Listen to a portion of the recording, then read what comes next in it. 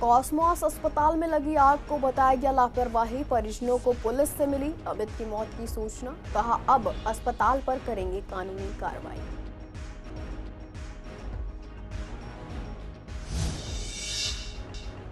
UP police का constable वाहन चोरी में गिरफ्तार, चोरी की बाइक और मास्टर चाबियां बरामद, जुए का कर्ज चुकाने के लिए बना वाहन चोर।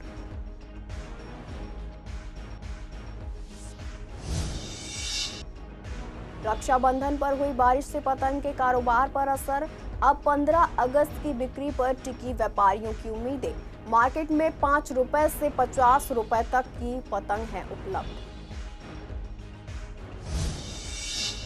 बारिश के बाद खुली सफाई अभियान की पोल, विश्वास नगर में जगह जगह दिखे कचरे के ढेर, दिलशाद कॉलोनी और झिलमिल वार्ड में भी गंदगी से लोग परेशान, स्थानीय लोग बोले सफाई होती है सिर्फ दिखावे की। यमुना खादर के इलाके सबसे ज्यादा खतरे में, प्रशासन ने जारी किया हाई अलर्ट, लोगों से यमुना किनारे न जाने की अपील।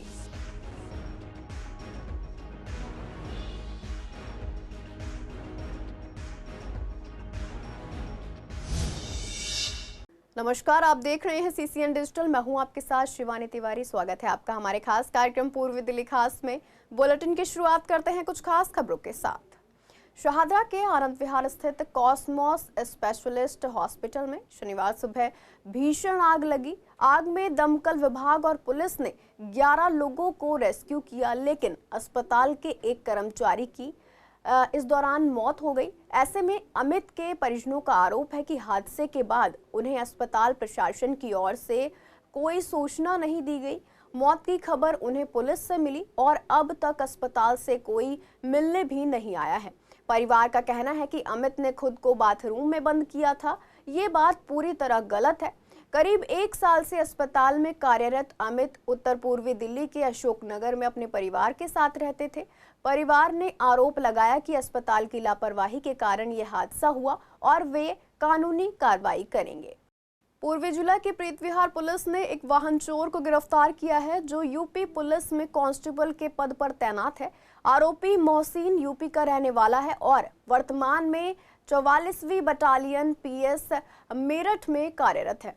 वह जुए का आदी है और भारी कर्ज में डूबा हुआ था, जिसे चुकाने के लिए उसने ये अपराध किया।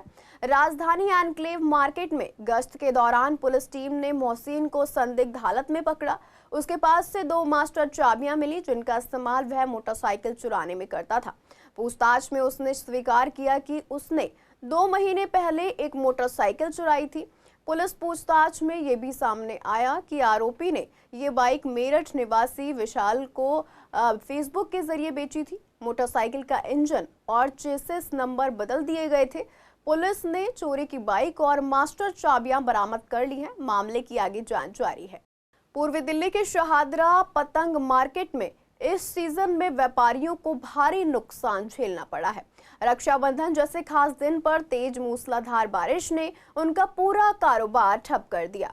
पतंग विक्रेताओं का कहना है कि इस बार वे काफी खुश थे, क्योंकि रक्षाबंधन, कृष्ण जन्माष्टमी, 15 अगस्त ये सभी त्योहार और छुट्टियां करीब करीब एक साथ आ रहे थे।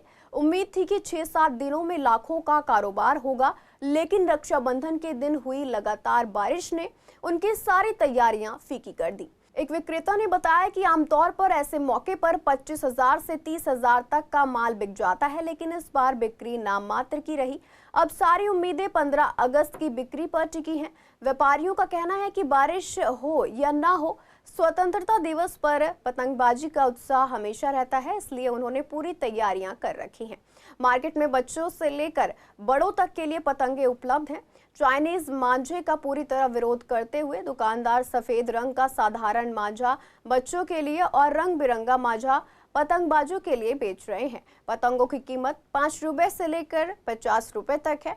रात में उड़ाई जाने वाली कैंडल पतंग भी यहां अलग अलग डिजाइन और दाम में बिक रही हैं, जो अंधेरे में आसमान को रोशनी से भर देती हैं। 15 अगस्त की पूरी तैयारी है। अभी तो थोड़ा सा कम है, लेकिन हो सकता है 13-14 तारीख को और बड़े काम नहीं। उस हिसाब से कोई ज़्यादा काम नहीं था। बारिश ने काम थोड़ा सा हमारा ख़राब कर दिया। अगर बारिश नहीं होती तो काम थोड़ा सा और अच्छा हो सकता था। इस समय इनकम है नहीं है और लोगों पे पेमेंट नहीं है और 4 त्यौहार इकट्ठे आए हुए हैं। जन्माष्टमी है, रक्षाबंधन है, 15 अगस्त है, सारे त्यौहार इकट्ठे हैं। तो थोड़ा शॉपिंग भी थोड़ी सी कमी हो रही है। हर चीज़ की भाई डिवाइड हो गया ना, पैसे डिवाइड हो गए सब। तो वो कहीं ना कहीं पतंग व्यापार में दिक्कत जी व्यापार पे तो थोड़ा सा उसका फ़र्क पड़ेगा ही पड़ेगा। तैयारियाँ क्या हैं सर? तैयारी तो कुछ भी नहीं है। रक्षाबंधन पे हमारा त्यौहार सारा ख़राब हो गया। सुबह से लेकर शाम तक हमारी उम्मीद होती है कि रक्षाबंधन पे हमारा काम होगा, हमारा कुछ भी काम नहीं हो। सारा बारिश ने हमारा सारा सब कुछ ख़राब कर दिया। अब हमारे लिए रह ही क्या गया। 15 अगस्त पे भी ऐसे ही लग रहा है, डेली बारिश आ रही है, डेली सब कुछ हो रहा है। सारा इतने लाखों का माल ले रखा है, माल लाने के बाद सब कुछ बेकार हुआ पड़ा है। ना कुछ काम है, ना कुछ धंधा है, ना कुछ कोई वो है। कुछ भी जो सोच रहे हैं वो कुछ भी काम नहीं निकल पा रहा हमारे पास से। जिस चीज़ की हम उम्मीद लेके बैठे थे हमारे पास कुछ भी नहीं है इस टाइम। सब कुछ फ्लॉप हो रहा है सर, बारिश के अकॉर्डिंग सब कुछ फ्लॉप होता जा रहा है। सब कुछ जो उम्मीद होती है हमारे को संडे से ज़्यादा उम्मीद होती है। संडे को हमारा 20-25 हज़ार धंधा होता है, मगर वो धंधा ही खत्म हो चुका है। इस टाइम सब कुछ चौपट हुआ पड़ा है। दिल्ली में 1 अगस्त से 31 अगस्त तक सफाई अभियान चलाया जा रहा है, जिसमें कई नेता और अधिकारी झाड़ू लगाते भी नजर आ रहे हैं। लेकिन रक्षाबंधन के दिन हुई तेज बारिश ने सफाई अभियान की पोल खोल दी। बारिश के बाद नालियों और नालों में पानी भर गया, जिसकी निकासी ठीक से नहीं हो पाई। पानी के साथ कूड़ा सड़कों पर फैल गया, जिससे जगह जगह गंदगी नजर आने लगी। हमने विश्वासनगर वार्ड, झिलमिल वार्ड और दिलशाद कॉलोनी वार्ड का हाल देखा तो कहीं पर बड़े बड़े कूड़े के ढेर लगे थे, तो कहीं बारिश के पानी में गंदगी तैर रही थी। सफाई और निकासी की व्यवस्था ना के बराबर दिखी। एक जगह कूड़े का बॉक्स रखा था जो बिल्कुल खाली था, लेकिन उसके चारों ओर कूड़ा फैला हुआ था। वहां से गुजरने वाले आवारा जानवर कूड़े में खाना की तलाश कर रहे थे। लोगों का कहना है कि अभियान केवल दिखावे तक सीमित है। बारिश के बाद सफाई और निकासी पर ध्यान नहीं दिया जाता, जिससे लोगों में बदबू, मच्छरों और बीमारियों का खतरा बढ़ रहा है। उन्होंने तुरंत सफाई व्यवस्था सुधारने की मांग की है। फिलहाल दिल्ली के अंदर 1 महीने का स्वच्छता भारत अभियान के तहत अभियान चल रहा है 1 अगस्त से 31 अगस्त तक, जिसमें दिल्ली के मुख्यमंत्री रेखा गुप्ता ने उसका आह्वान किया है। लेकिन कहीं ना कहीं रक्षाबंधन का त्यौहार बीते दिन बीता है और लगातार दिल्ली के अंदर लगातार बारिश हुई है, जिसके कारण से कहीं ना कहीं नालियाँ और नाले ब्लॉक हुए थे, जिसके चलते कूड़ा जो नालियों से बाहर आ गया था और उसकी साफ़ सफाई अगले दिन हो जानी चाहिए थी। जिस तरह से 1 से 31 के बीच में अवकाश भी आता है, लेकिन कहीं ना कहीं अवकाश को साइड रख के स्वच्छता अभियान की तरफ ध्यान देना चाहिए। फिलहाल मैं जिस जगह मौजूद हूँ आपको मैं दिखाऊंगा कि ये दिल्ली सरकार का स्वच्छता भारत अभियान जो बताया जा रहा है, दिल्ली को स्वच्छ बनाने का जो मिशन है, ये विश्वासनगर वार्ड के अंदर फेल होता नज़र आ रहा है। विश्वासनगर वार्ड हो, झिलमिल वार्ड हो या तो कहीं दिलशाद कॉलोनी वार्ड हो, हर जगह इस तरह की कूड़ेदान में ना होने के बाद कूड़े के दान से बाहर है। इसमें प्रशासन की गलती है या स्थानीय लोगों की, ये जांच का विषय है। क्योंकि स्थानीय लोग कहते हैं कि ये बाहर के लोग आके फेंक जाते हैं और प्रशासन कहता है कि स्थानीय लोग कूड़े बॉक्स रखने के बाद भी कूड़ेदान में नहीं डालते। आखिर जागरूकता की कमी निकलती है या प्रशासन के यहाँ के कर्मचारियों की, ये भी जांच का विषय देखने वाले। लेकिन कहीं ना कहीं दिल्ली सरकार का स्वच्छता भारत मिशन और दिल्ली को स्वच्छ बनाने का रेखा गुप्ता का सपना 1 से 31 अगस्त के बीच में फिलहाल फेल नजर आता है। वीडियो जर्नलिस्ट ललित कुमार के साथ विवेक पठान, CCN दिल्ली। दिल्ली में यमुना नदी का जलस्तर लगातार बढ़ता जा रहा है, जिससे नदी के किनारे बसे निचले इलाकों में बाढ़ का खतरा बढ़ गया है। प्रशासन ने लोगों से अपील की है कि वे यमुना के किनारे ना जाएं और अपने मवेशियों को भी वहां ना ले जाएं। यमुना खादर और आसपास के निचले इलाकों में पानी भरने की आशंका है, जिससे सड़कों पर जलभराव हो सकता है। प्रशासन ने राहत और बचाव के लिए पूरी तैयारियां कर ली हैं। लोगों को सलाह दी गई है कि वे अपने जरूरी सामान और मवेशियों के साथ सुरक्षित जगह पर चले जाएं। सभी संबंधित विभागों को हाई अलर्ट पर रखा गया है और राहत दलों को तैनात कर दिया गया है। बाढ़ नियंत्रण और सिंचाई विभाग यमुना के जलस्तर और बैराजों से छोड़े जा रहे पानी पर नजर रखे हुए हैं। प्रभावित इलाकों में अलर्ट जारी कर दिया गया है और लाउडस्पीकरों से लगातार घोषणा की जा रही है। प्रशासन ने स्थानीय निवासियों से अपील की है कि वे सतर्क रहें, अफवाहों पर ध्यान न दें और प्रशासन के निर्देशों का पालन करें। देखिए, यमुना की जो लेवल है वो कल से जो वार्निंग लेवल है उससे 204.5 उससे ऊपर जा चुका है और अभी डेंजर लेवल क्रॉस नहीं हुआ है। तो हम लोग जो फील्ड पे जितने भी अधिकारी हैं, जितने भी DM हैं, irrigation and flood control department है वो लगातार इस पर नज़र बनाए हुए हैं कि क्या लेवल चल रहा है, और जो सेंट्रल वाटर कमीशन है और मेट्रोलॉजिकल डिपार्टमेंट है उनसे भी हम लोग टच में रहते हैं ये देखने के लिए कि क्या वाटर का लेवल है। तो अभी तो ऐसा पैनिक की कोई सिचुएशन है नहीं, पर एक वार्निंग लेवल है जिसमें हम लोगों को जो भी आसपास रह रहे हैं उनको जाके मुनादी के ज़रिए ये बताते हैं कि थोड़ा नदी से दूर रहें क्योंकि जो है पानी वो बढ़ रहा है। बट अभी के हिसाब से जो है वो अभी थोड़ा पानी नीचे आया है और वार्निंग लेवल के पास वापस आने वाला है।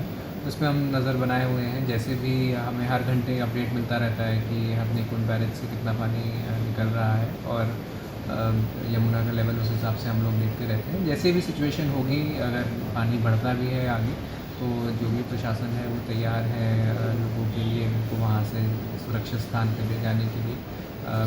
जो इम्पोर्टेंट पॉइंट्स हैं जहाँ पे ज़्यादा दिक्कत आती है वहाँ पे हमने बोट्स भी डिप्लॉय करके रखे हुए हैं।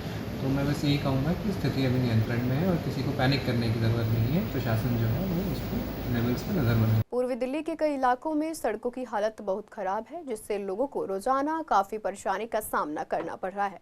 खासकर फ्रेंड्स कॉलोनी की ज़्यादातर सड़कों पर गड्ढे हैं और कई जगह सिर्फ मिट्टी और रोड़ी ही नजर आती है। बारिश के समय इन सड़कों पर पानी भर जाता है जिससे जलभराव हो जाता है। पानी सूखने के बाद कीचड़ फैल जाती है और गाड़ियां फिसलकर पलट भी जाती हैं। यहाँ काम करने आने वाले लोगों का कहना है कि कई सरकारें आईं और गईं, लेकिन किसी ने भी इन सड़कों को ठीक करवाने की जरूरत नहीं समझी। लोगों का कहना है कि इस इलाके की इंडस्ट्री से सरकार को करोड़ों का टैक्स मिलता है, फिर भी यहाँ के विकास को लेकर सरकार का रवैया हमेशा लापरवाही भरा रहा है। प्रॉब्लम तो सड़क आप देख ही रहे हो, बिल्कुल ही बिल्कुल इतने गड्ढे होते हैं कि यार जो कोई रिक्शे वाला भी हो ना तो वो भी गिर जाए और नुकसान खाएगा अपना। ठीक है, सरकार कोई मतलब नहीं है सरकार को यहाँ से। सड़क खराब है ये हो गए कम से कम 11 साल। तो कभी बनी सड़क यहाँ पे नहीं बनी, कोई मतलब नहीं है। कोई भी आ जाए, विधायक कोई आए या कोई सरकारी एमसीडी वाले आते हैं, चालान जरूर काट देंगे आपका। पर जैसे रोड पे आप बैठे हो या रोड पे आपने कुछ सामान रख दिया तो जरूर वो है। अच्छा। पर कोई वो नहीं है। सड़क को लेकर कोई इंस्पेक्शन हुआ यहाँ पे सड़क बनाई जाए? बिल्कुल 2-3 बार हुआ है। पर नपाई वपाई सब हुई है, पर बनाने के नाम पे कोई मतलब नहीं। बरसात का है मौसम, तो कितनी दिक्कत होती है? पानी भरता है यहाँ पे? मैम बहुत भर जाता है, बहुत पानी भरता है। हर किसी को दिक्कत होती है, गाड़ी वाले को, हर किसी को दिक्कत होती है, चलने वालों को भी। मैडम यहाँ इतनी फैक्ट्रियाँ हैं और माल आना जाना बहुत समस्या होती है। कोई रिक्शे वाला या कोई गाड़ी वाला यहाँ आने के लिए जल्दी से तैयार नहीं होता है पानी की वजह से, लेकिन गवर्नमेंट कोई सुनता ही नहीं है। कई बार पलटते भी हैं क्या? टेम्पो वगैरह या रिक्शा पलट जाते हैं? कई बार पलटे हैं भाई, माल लोड है और बैलेंस बिगड़ गया तो गाड़ी पलट जाती है, सामने वाले का नुकसान हो जाता है, लेकिन कोई सुनवाई नहीं है। कभी सड़क बनी ही नहीं है? कभी नहीं बनी। मैं 10-15 साल से तो मैं भी इसी एरिया में काम कर रहा हूँ, लेकिन अभी तक तो बनी नहीं है। ये तो 15-20 साल से ऐसे ही है। क्या है, तो पानी वगैरह भर जाता है बरसात के टाइम? हाँ बहुत भरा है पानी वगैरह तो, इतना पानी भर जाता है। तो गाड़ियाँ निकलती हैं सामान लोड वाली, तो क्या ऐसे निकलती है सब बस। गाड़ी निकल जा, रिक्शा वाले बेचारे परेशान रहे। होना क्या चाहिए ऐसे में? क्या होना चाहिए? सड़क बननी चाहिए। यहाँ के जो वो मिनिस्टर वगैरह जो भी नेता वगैरह उनको देखना चाहिए, यहाँ की सड़क बनानी चाहिए। ये सड़क कई सालों से ऐसी ही पड़ी है। कभी हुआ यहाँ पे इंस्पेक्शन हुआ सड़क बनाने? कभी नहीं, कोई नहीं आता यहाँ पे। जबकि डीसीपी ऑफिस थाना पास में ही है तो भी यहाँ पे कोई सुनवाई नहीं होती। होना चाहिए मैडम। यहाँ सीवर है, सीवर के ढक्कन बंद है, सीवर बंद हो जाते हैं, उसका भी पानी बाहर आ जाता है। अच्छा। यहाँ कोई सुनवाई नहीं होती किसी चीज़ की भी, बहुत प्रॉब्लम है। तो आप रिक्शा चलाते हो यहाँ पर? जी हम रिक्शा चलाते हैं, 15 साल से कच्ची है रास्ता जी, बन नहीं रहा है। तो वो दिन ठेली चला रहा, वहाँ फंस गया पूरा। पूर्वी दिल्ली के झिलमिल अंडरपास में बरसात के समय पानी भरने की समस्या आम है। पंप के जरिए पानी निकासी तो कर दी जाती है, लेकिन उसके बाद अंडरपास में जगह जगह गंदगी फैली रहती है। राहगीरों ने बताया कि यहाँ सफाई की कमी के साथ साथ रोशनी भी बेहद कम है। कम लाइट होने के कारण शाम के समय असामाजिक तत्व सक्रिय रहते हैं, जिससे लोगों को डर लगता है। कई बार यहाँ स्नैचिंग की घटनाएं भी हो चुकी हैं। स्थानीय लोगों का कहना है कि अंडरपास में सिक्योरिटी गार्ड, नियमित सफाई और पर्याप्त रोशनी की व्यवस्था बेहद ज़रूरी है। यहाँ पानी भर जाता है, अब तो फिर भी सुधार हो गया, वरना तो बहुत पानी भरा रहता था।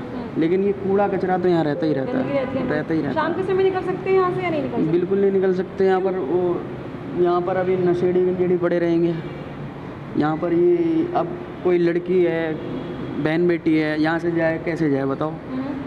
मेन रोड से जाएगी तो वहाँ वो है ट्रैफिक रहता है। स्क्रैचिंग वगैरह हो जाती है कि यहाँ पे? यहाँ हो जाता है। ये है यहाँ, बताओ कौन है? अब खुद देख लो यहाँ कौन है, बताओ क्या होना चाहिए? लाइटिंग प्रॉपर हो, गार्ड हो? यहाँ पर पहले तो लाइट होनी चाहिए, यहाँ लाइट नहीं है बिल्कुल भी।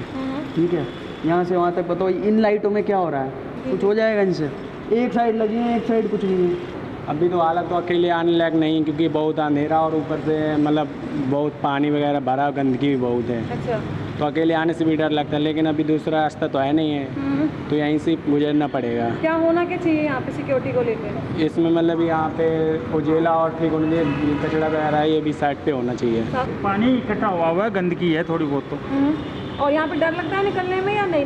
नहीं, ऐसा कुछ तो नहीं है अभी तो, दिन में तो कोई बात नहीं होती। तो शाम के समय? अब रात के टाइम में तो देखो कोई कहीं भी निकल लो। नशा करने वाले लोग बैठते हैं यहाँ पे? नशा वगैरह नहीं, अब पहले थे लेकिन अब तो कोई नहीं है। ये बात तो जी खराब हो जाती है बहुत ज़्यादा बारिश होने के बाद। अच्छा। हाँ जी, बहुत पानी भर जाता है यहाँ पे? हाँ, पूरे में भर जाता है, यहाँ भी पल्ली तरफ भी पूरे में भर जाता है पानी। गंदगी कितनी रहती है यहाँ पे? वैसे तो रहती है गंदगी तो खैर। हाँ जी, साफ सफाई होनी चाहिए। साफ़ सफाई तो होनी चाहिए, आपको भी पता है, साफ़ सफाई तो होनी चाहिए। निकलने में डर लगता है लोगों को या आसानी से? बहुत ज़्यादा डर लगता है, मैं तो ऊपर से निकल के जाना पड़ता है, फिर जाम लग जाता है पूरे में बहुत ज़्यादा। पूर्वी दिल्ली में जगह जगह अंडरपास बने हुए हैं जिससे निकल करके लोग रास्ते तक पहुंच सकते हैं और आसानी से रास्तों को पार कर सकते हैं, लेकिन बरसात के समय में इन अंडरपास की हालत बेहद ख़राब नज़र आती है। फिलहाल मैं मौजूद झिलमिल के अंडरपास में, जहाँ आपको दिखाना चाहूँगी कि बरसात के बाद यहाँ पर किस तरीके से पानी भर जाता है। हालाँकि लोगों का कहना है कि अब यहाँ पर पानी काफ़ी कम भरता है क्योंकि यहाँ पर कुछ नए पंप भी लगाए गए, लेकिन यहाँ पर जो गंदगी है वो बेतहाशा नज़र आती है। हर तरफ आपको गंदगी दिखेगी, साथ ही साथ यहाँ पर अंधेरा भी काफ़ी है। जो यहाँ से निकलने वाले लोग हैं उन्होंने बताया कि यहाँ पर शाम के समय निकलना बेहद मुश्किल हो सकता है, महिलाएं हो या फिर पुरुष हो, वो यहाँ पर निकलने से कतराते हैं क्योंकि कई बार यहाँ पर स्नैचिंग की वारदात हो जाती है। नशेड़ी और जो लोग यहाँ पर बैठे रहते हैं और कई तरीके के यहाँ पर असामाजिक काम भी होते हैं, जिसकी वजह से लोगों को निकलने में काफ़ी डर लगता है। लेकिन बरसात के बाद जिस तरीके से गंदगी यहाँ पर फैली हुई है उससे लोग काफ़ी परेशान हुए। साथ ही लाइट आप देख सकते हैं कि बहुत ही कम यहाँ पर लाइट है, जो कि दिन के समय भी काफ़ी कम लग रही है। और आप सोच सकते हैं कि जब रात का समय होता होगा, अंधेरा होता होगा, तो ये लाइटें पूरी नहीं पड़ती होंगी, जिसकी वजह से कई बार यहाँ पर लूटपाट की वारदातें भी हो जाती हैं। लोगों का मानना यही है कि यहाँ पर कोई गार्ड की व्यवस्था कराई जाए और साथ साथ सफाई के साथ साथ यहाँ पर जो लाइटें हैं उनका भी पुख्ता इंतजाम किया जाए। कैमरा पर्सन नवीन कुमार के साथ सोनिया शर्मा, CCN। त्योहारी सीजन में भीड़ को देखते हुए रेलवे ने यात्रियों के लिए हवाई सफर की तरह राउंड ट्रिप पैकेज स्कीम शुरू की है। इसके तहत अगर कोई यात्री आने जाने का टिकट एक साथ बुक करता है तो रिटर्न टिकट के बेस फेयर पर 20% की छूट मिलेगी। ये सुविधा 13 से 26 अक्टूबर के बीच की यात्रा पर लागू होगी, जबकि रिटर्न टिकट 17 नवंबर से 1 दिसंबर के बीच के लिए लेना होगा। ऐसे में जब संवाददाता ने यात्रियों से बात की तो उन्होंने कहा कि ये स्कीम काफ़ी फायदेमंद है, लेकिन त्योहारों के दौरान यात्रा की भारी मांग को देखते हुए रेलवे को अतिरिक्त ट्रेनें भी बढ़ानी चाहिए ताकि भीड़ के बीच सफ़र आरामदायक और समय पर हो सके। ऐसा क्योंकि इस समय देखिए जैसे बीच में यूपी सरकार ने सारी बसें फ्री कर दी अभी त्यौहार के टाइम में, रक्षाबंधन के टाइम में, तो आने वाले दिनों में जैसे नवरात्रि है, इधर फिर दशहरा आ जाएगा और ये दिवाली आ जाएगी, छठ पूजा आ जाएगा, तो इसमें लोगों की सुविधाओं के लिए आने जाने के लिए आदमी की पूर्ण व्यवस्था नहीं हो पाती। अगर ऐसे में सरकार उनकी कुछ मदद करेगी 10% 20%, तो आदमी अपनी तैयारी पहले से करेगा और आने जाने की टाइमिंग फिक्स रखेगा कि हाँ हमें सरकार से छूट मिल रही है तो हम इसका लाभ लें। मुझे लगता है 20% की छूट से काफ़ी जो है फ़ायदा मिलता है आवाम को, लेकिन इससे भी ज़्यादा मुझे लगता है स्पेशल ट्रेनें ज़्यादा चलाए जाने की ज़रूरत है। दिक्कत क्या आती है कि लोग पैसे के लिए नहीं, लेकिन दिक्कत तब आती है जब ट्रेनों से में उनकी टिकट कंफर्म नहीं हो पाती और सरकार त्योहारों के टाइम पर और एक्स्ट्रा ट्रेनें अगर चलाए, क्योंकि लोग लटक कर जाते हैं और ख़ासकर छठ के समय पे, दिवाली के समय पर जब लोग गांव जाते हैं, यूपी बिहार में खासकर जब जाते हैं, तो झारखंड उड़ीसा वाली साइड जब लोग जाते हैं, तो ऐसे में बहुत ज़्यादा प्रॉब्लम यही आती है कि ट्रेनें नहीं मिल पाती है, टिकट कंफर्म नहीं हो पाती है। छूट से ज़्यादा सुरक्षा की आवश्यकता है। आए दिन हम देखते हैं कि रेलों में दुर्घटनाएं होती रहती हैं। अभी कल परसों भी सुनने में आया है कि एक मालगाड़ी के 2-3 डिब्बे डीरेल हो गए। पहले रेलवे को सुरक्षा की आवश्यकता है। अच्छी बात है ये जो इन्होंने छूट देने का प्रावधान है, इससे समय की बचत होगी और साथ ही थोड़ा बहुत किराए में भी फायदा मिलेगा। उत्तर पूर्वी दिल्ली के नवीन शहादरा में विभाजन विभीषिका स्मृति दिवस को लेकर मंडोली रोड HDFC बैंक के पास इंदिरा पियाऊ पर एक प्रदर्शनी का आयोजन किया गया। इस प्रदर्शनी में 1947 के भारत विभाजन से जुड़े चित्र और जानकारी प्रदर्शित की गई। कार्यक्रम में जिलाध्यक्ष मास्टर विनोद, महामंत्री दुष्यंत वर्मा, सीमापुरी विधानसभा परिषद कुमारी रिंकू, निगम पार्षद मुकेश बंसल, रितेश सूजी समेत मंडल पदाधिकारी का और स्थानीय लोग शामिल रहे। मास्टर विनोद ने बताया कि 2014 से पहले केवल स्वतंत्रता दिवस मनाया जाता था, लेकिन 14 अगस्त 1947 की घटना जब देश को आज़ादी मिली लेकिन साथ ही विभाजन हुआ, उसे लोग भूल रहे थे। पीएम नरेंद्र मोदी ने 2021 में इसे विभाजन विभीषिका स्मृति दिवस के रूप में मनाने का ऐलान किया। विभाजन के समय लाखों लोग बेघर हुए, लाखों जाने गई और परिवार बिछड़ गए। प्रदर्शनी का उद्देश्य युवाओं और आम जनता को उस समय के संघर्ष और बलिदान के बारे में जागरूक करना था। मास्टर विनोद ने पीएम नरेंद्र मोदी का आभार जताया और कहा कि ये पहल युवाओं में देश के इतिहास के प्रति प्रेरणा जगाने का काम करेगी। देखिए, आज तक हम जो मना रहे हैं 15 अगस्त मनाते थे। 2014 से पहले केवल 15 अगस्त मनाते थे और ये दिखाया जाता था कि 15 अगस्त को हमारा देश आजाद हुआ, लेकिन उसके पीछे क्या कहानी थी, कितना दर्द छिपा हुआ था, उसको नहीं बताया जा रहा था। देश के यशस्वी प्रधानमंत्री जी ने उस दर्द को युवाओं तक पता लगे कि हमारे देश का विभाजन हुआ और 14 अगस्त को वो विभाजन हुआ और किस प्रकार लोगों की हत्याएं हुई, किस प्रकार लोगों को इससे भागना पड़ा, अपने बच्चों को जो है गोदी में लेकर के अपना छिपा करके पोटली में बांध करके अपने सामान को ले जाना, सामान को लाना, वो दर्द हमारे सीने में जो छिपा हुआ है, वो इतिहास हमें जो है युवाओं को पता लगना चाहिए। इसलिए ये विभाजन विभीषिका हमारी यहाँ पर प्रदर्शनी लगाई गई है और ये प्रदर्शनी हमारी 5 विधानसभा में लगाई जाएगी। ये हमें संदेश भी देना चाहिए कि हमें अपने इतिहास को पढ़ना चाहिए, किस प्रकार से देश के साथ में ये गद्दारी हुई, देश का विभाजन हुआ, देश की माताएं बहनें किस प्रकार से उन्होंने दर्द झेला, नौजवान साथियों ने, शहीदों ने, जो उनका त्याग और बलिदान और शौर्य जो रहा है, उसको हमें याद करने का विभाजन विभीषिका के माध्यम से, इन जो पोस्टरों के माध्यम से हम ये जानने का प्रयास करेंगे। उस समय जो वहां से लोग आए उन्होंने सही वो सब चीज इसमें विवरण दिया हुआ है।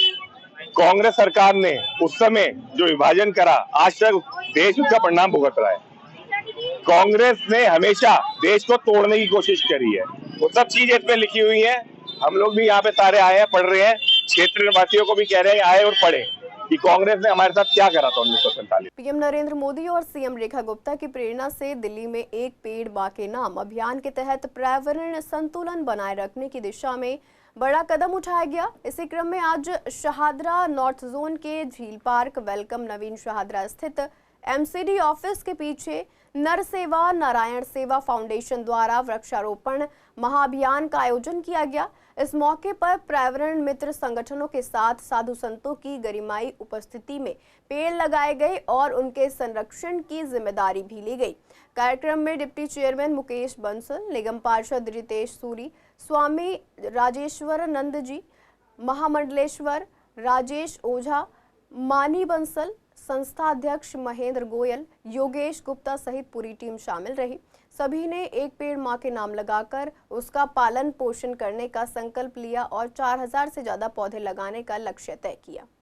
सनातन संस्कृति में हमारे ऋषि मुनियों ने इतनी सुंदर संदेश दिया है। उन्होंने कहा है कि बड़ लगा रहे हो शंकर है, पीपर लगा रहे हो इसके फला अंग में ब्रह्मा है, वहाँ विष्णु है, महेश है, तुलसी लगा रहे हो साक्षात माता रानी का रूप है। यानी हमारी संस्कृति को और आम मनुष्य को देवी देवताओं का रूप दिखाकर इनको संरक्षित करने का संदेश दिया गया कि यानी जब हमारे को इसमें शंकर नजर आएगा, ब्रह्मा नजर आएगा, विष्णु नजर आएगा, महामाई नजर आएगी। जब तुलसी में एक तुलसी जिस घर में होती है ना, समझो वहां पर एक वैद्य घर में बैठा हुआ है, एक माँ घर में बैठी हुई है। संस्था ने 1 करोड़ वृक्ष लगाने का संकल्प लिया, खुद भी लगाएंगे और उसे भी लगवाएंगे। तो उसी श्रृंखला के अंतर्गत आज बैनर भी लगा हुआ है और उसके अंतर्गत 4000 वृक्ष लगने हैं इस एरिया में। एक पेड़ माँ के नाम, एक पेड़ पिता के नाम, एक पेड़ भगवान के नाम, एक पेड़ गुरु के नाम, एक पेड़ समाज के नाम, एक पेड़ देश के नाम, एक पेड़ अपने लिए। तो इस तरह से 9 पेड़ अगर लगाए तो 9 पेड़ों से 9 पेड़ आपने लगाए, आगे 9 लोगों को 9 पेड़ लगाने की प्रेरणा दी तो हमारा देश हरा भरा होगा। भाई मैं ये कहना चाहूंगा, मेरे साथ इतनी संस्थाएं आ गई, सब ने मिलकर यहाँ पर है मेरे ख्याल से 100 के लगभग पेड़ लगाए हैं और वो पेड़ हमारे आने वाले समय में काम आए। इतनी अच्छी शुरुआत होगी, अंदाजा लगा लो। जब मोदी जी ने बोला था कि एक पेड़ माँ के नाम, सबकी भावना भी जुड़ी हुई है। और आज जो भी हमारा जीवन है, बिना जल और बिना वायु और बिना पौधे के, पेड़ पौधे के नहीं है। आयुर्वेद भी की जरूरत है इस टाइम पे, उसी से सब ये जो है आज चला हुआ है। करोड़ों बीज मतलब सीड बॉल के नाम से हमारे पास अभी आए हैं, क्योंकि जहाँ पब्लिक नहीं पहुंच पाती थे तो पहाड़ों के लिए, लेकिन दिल्ली में जो जमुना जी है, जो हमारे यहाँ नाले बह रहे हैं, उसके साइडों में हम वो बो रहे हैं, फेंक भी देंगे तो वो हो जाएगी। वो गोबर और खाद के साथ में लिपटी हुई है वो, तो बहुत ही अच्छा प्रोग्राम। जहाँ तक नर सेवा, नारायण सेवा और वृक्षमित्र मंडल द्वारा जो है ये मैं बधाई देता हूँ। फिलहाल के लिए पूर्वी दिल्ली खास में इतना ही। ऐसी तमाम अपडेट्स के लिए बने रहिए CCN डिजिटल के साथ।